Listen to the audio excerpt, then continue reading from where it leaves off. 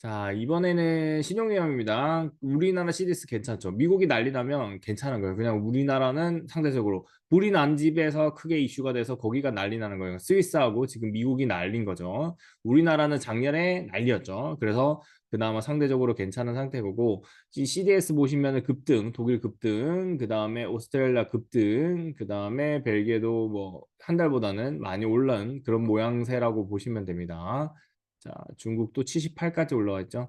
자, 일단은 유나이티드 킹덤은 똑같고 스페인이 45.3인데 50까지 올라왔죠. 그러니까 이런 상승들이 나오는 것 자체가 시장에는 썩 좋은 시그널은 아니다. 이렇게 봐주시면 되고 일본도 많이 올랐어요. 금리가 이게 유지가 안 될 수도 있다. 인플레이션 때문에 영향을 받고 있다. 이렇게 봐주시면 될 것 같고요. 전체적으로 CDS도 높아지고 있기 때문에 미국발 부채, 크레딧 스위스의 그 위험, 파산 여부가에 따라서 시장이 요동칠 수 있다. 이렇게 봐주시면 될 것 같고요.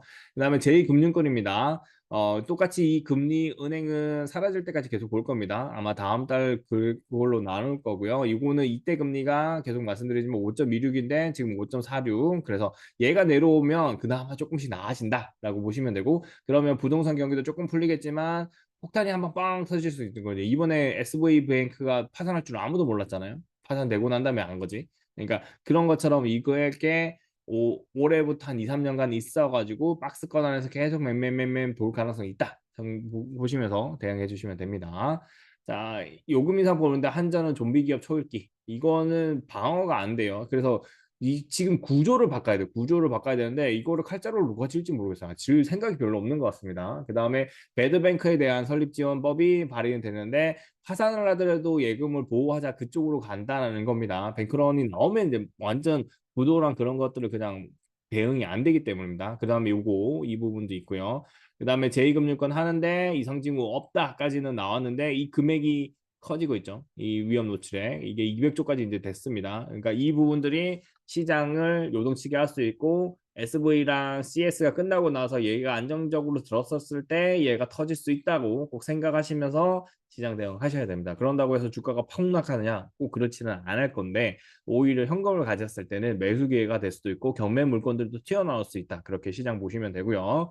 자, 리세션입니다. 동일한 확률입니다. 연착륙과 경착륙 확률 70%인데 솔직히 경착륙 된 거랑 똑같죠. SV뱅크가 이제 터진 거기 때문에 경기 침체 신호탄이고 시점만 되는 건데 GPT랑 연결되는 거 말씀드릴 게 있습니다. 마이크로소프트에서 코파일럿이 나왔는데 이게 거의 장난이 아니더라고요. 이걸로 새로운 혁신이 가능합니다. 근데 혁신의 성과는 1년 이상 걸릴 겁니다.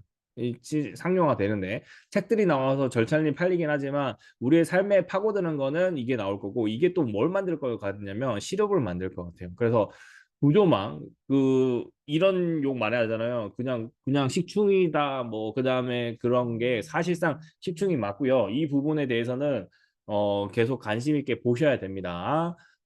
그다음에 고물가 한창에서 경기 침체 리스크 계속 높아진다는 거 계속 나오고 있고요. 하반기 침체 가속하고 있다. 그렇게 봐주시면 되고요.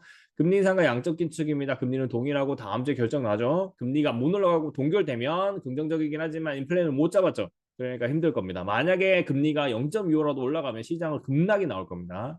이거 진짜 무서운 시장이 다음 주에 있다라고 보시면 되고 여기는 미리 선반영됐죠. 금리 올릴 수 없다. 금리 올릴 수 없다. 이제 금리 올리면 욕 들어먹는 거는 기정사실이에요. 그냥 가도하게 되는 거기 때문이고요. 그다음에 일본 금리인데 일본 금리가 급락을 했어요. 그래서 얘가 이제 장기금리 급락을 하면 사이클상 괜찮은데 얘가 지금은 괜찮을 거예요. 근데 2024년쯤, 2023년 말인데 인플레는 남아 있는데 금리가 제로금리다. 안 될 것 같아요. 그거 이제 보시면 될 것 같습니다. 이 부분이 제일 중요한 부분이고요. 그다음에 금리 인상과 관련돼서 중요한 거는 이제 다음 주죠. 다음 주에 이 이벤트 있는 거고요. 다음 주에 이벤트 있는 거고 이제 여기서 보시면은 이제 여기 있던 게 일주 전만 해도 여기 있었던 게 올라가 버렸죠. 금리 내린다는 겁니다. 5월에.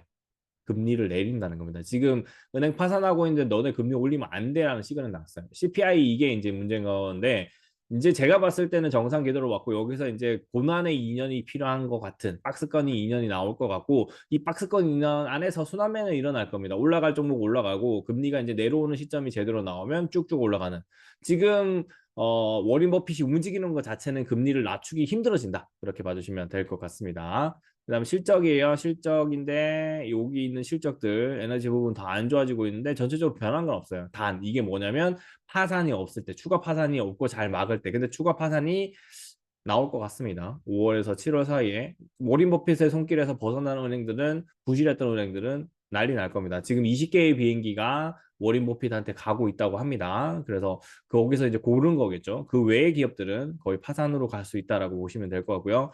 자, 이런 거 이렇게 되는 것도 그거에 대한 시그널로 반등이 나온 거라고 보시면 됩니다. 자, 이제 희소식입니다. 위험이라고 했는데 희소식인 게 중국 부동산 같은 경우에는 부진해서 하반기 완화라고 얘기를 했는데도 불구하고 위에 보시면은 회복세예요, 회복세. 근데 중국은 2%인데 금리를 안 사고 있는데 회복책 통하는 거 있죠? 주택가격 상승이 나온 거죠.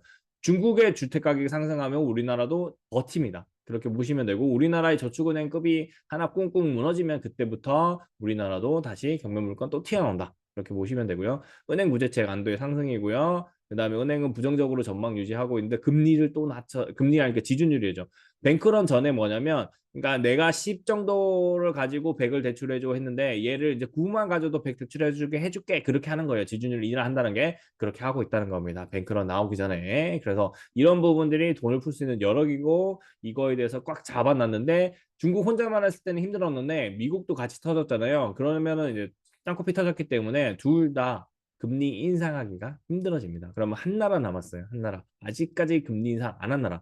할 때 같이 했어야 했는데 안 한 나라. 일본밖에 없습니다. 그래서 아마 하반기도 그렇고 내년도까지 제일 조심해야 되는 나라는 일본이다. 그렇게 봐주시면 될 것 같습니다. 오늘 영상 여기까지 하고요. 위험 사항은 여기까지 체크를 했습니다. 간단하게만 생각하시면 될 것 같고 다음 주는 간망으로 대응하시는 걸 추천해드리고 일부 종목 올라왔을 때 이절로 시장 대응하시면 될 것 같습니다. 그리고 현금 보유는 꼭 하셨을 거라고 생각하고 있고요. 추가로 더 매도하시면서 대응해 주시면 될 것 같습니다. 감사합니다.